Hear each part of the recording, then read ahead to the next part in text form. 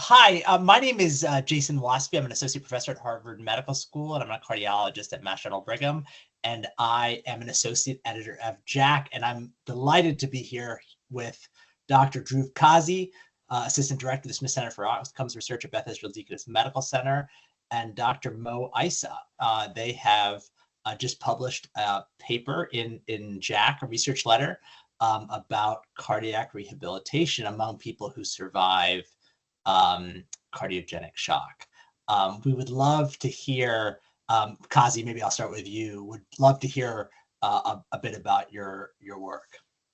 Yeah, I think as we know, cardiac rehab is a multi-dimensional, multi-component program that is offered to people who survive a myocardial infarction. And it's not what we think of it as traditional rehab. It's not just exercise therapy. It has components that relate to psychosocial support and med adherence and risk factor management. And so over the years, it has become highly recommended in professional society guidelines with a class 1 recommendation after myocardial infarction. What we have seen, though, is A, the data that support its use are old, but B, current patterns of use suggest that most people who have an MI don't get cardiac rehab.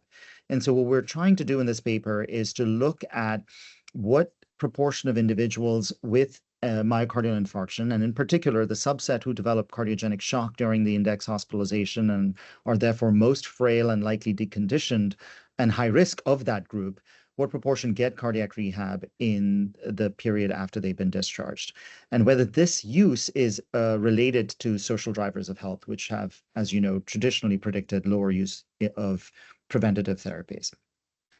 I think it's just, I mean, that's the thing that I think hit me the hardest about the paper, is just so few people get it. I know that's been reported before for all of the people who have MI. It's just such an irony that something that's with such strong evidence, high degree of recommendation, still is done so rarely. Maybe just love to hear from you and Mo about what you think is different. Do you think that these people who have had cardiogenic shock are more likely to benefit from cardiac rehabilitation because they've been so sick? Well, we believe, yes. I mean, all MI patients would definitely benefit from the cardiac rehab given the proven benefit, and it's recommended by the guidelines. Cardiogenic shock patients are that niche population that have particularly higher risk profiles, and they had probably more prolonged hospitalization, and then their post-discharge course is actually like higher risk, with high risk of rehospitalization, high mortality within the first year. And cardiac rehab, as Dr. Kazi mentioned, is a comprehensive program. It is not just an exercise program. It is more of a lifestyle and management of medications, smoke and cessation. So this high-risk population with high probability of adverse events within the first year, we thought that they would benefit a great deal from that intervention, that it is not just one-dimensional, but it's multifaceted. Part of the benefit, I think, is just from being seen regularly. Yeah. So you get discharged from the hospital, and, all of us have been in health systems where it's hard to get people back in for their first visit, never mind multiple visits over the first few months after they've been discharged. And cardiac rehab, as a part of it, you're seeing a clinician 3 times a week for that highest risk post-discharge period. You guys point out nicely in your, so it's an analysis within Medicare, and you're showing that people with Medicare Advantage actually have a little bit better access and adherence to cardiac rehabilitation. This has been discussed for years about how to change payment incentives for provider organizations and for insurers to try to get this gap. Do you have any thoughts and suggestions about what needs to happen to make this better, more equal for different groups of people, but also overall better for everybody? In the analysis, we found that of the 500,000 Medicare beneficiaries who we looked at who were discharged alive after a myocardial infarction, only about 1 in 5 were receiving cardiac rehab post-discharge. And the numbers were slightly higher in the the cardiogenic shock group compared with individuals who didn't have cardiogenic shock, 23% versus 20%, but not materially different, suggesting that what's driving cardiac rehab use is less about patient risk and more about where is it available, who has access to therapy, what are the incentives in the system. Patients who were enrolled in Medicare Advantage had higher use of cardiac rehab than those enrolled in traditional fee-for-service Medicare. It's hard, based on the study design, to speculate about what the mechanism is. But one idea is that Medicare Advantage, as you know, has incentives for prevention because the payment models are capitated, that if cardiac rehab results in fewer hospitalizations downstream, the savings accrue to the plan, or at least the plans can share in the savings that occur. And so there's an incentive to coordinate care, see patients quickly, and get them enrolled. But you're right in that even as we expand these findings to beyond the Medicare population, creating incentives so that plans will invest in prevention has been one of the bigger challenges in cardiovascular medicine. Increasingly, our preventative strategies are expensive and the payoffs can be delayed. And so how do we create these models where there's an incentive to invest in the initial prevention for longer term returns? Remains to be worked out. Who should be the stakeholders that are driving the solution on this problem? Is it the insurers? Is it the provider organizations?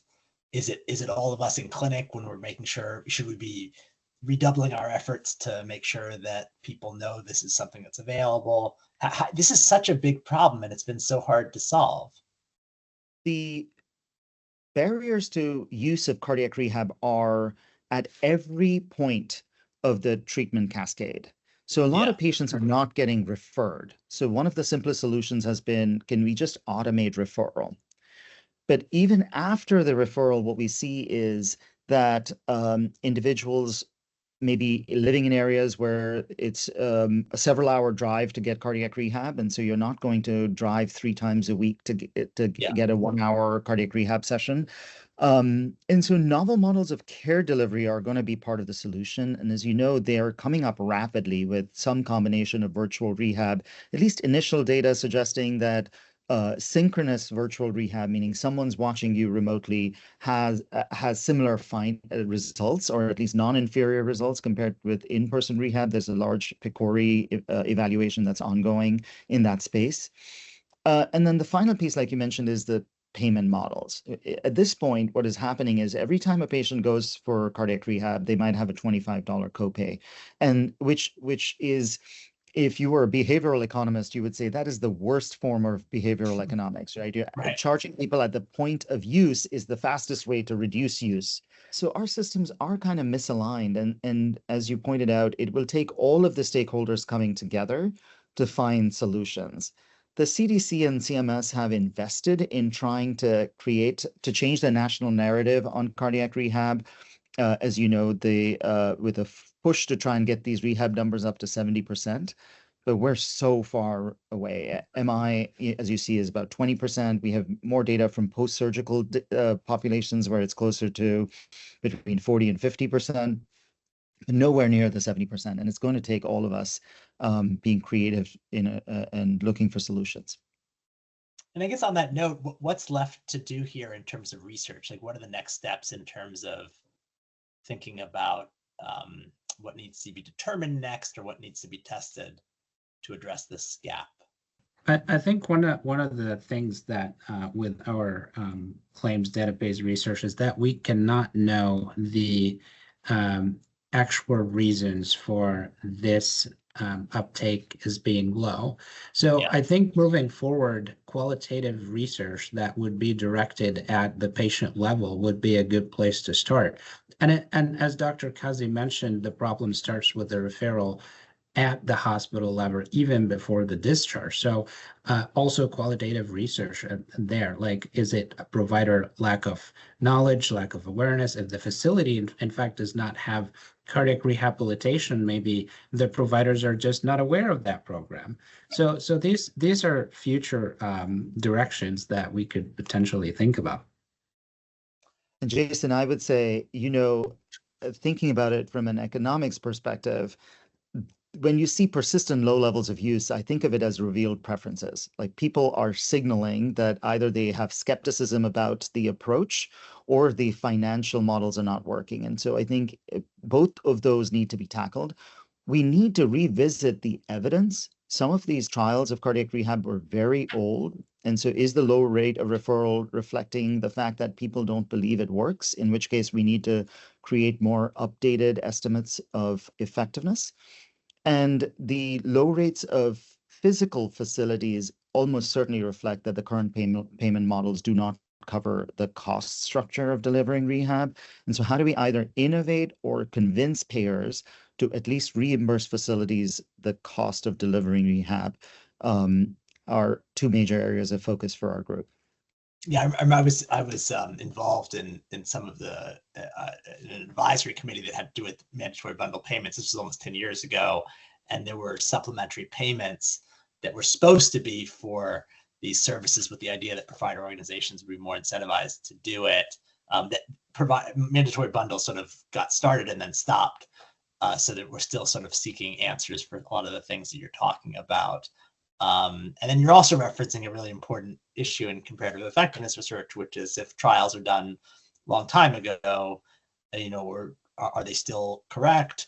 Are they correct in all populations equally?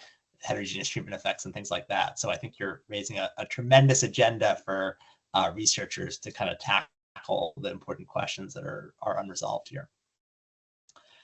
We are very much, Mo, looking forward to your talk at ACC. And we're delighted to have your research letter published in JACC. Thank you. Thank you for having us.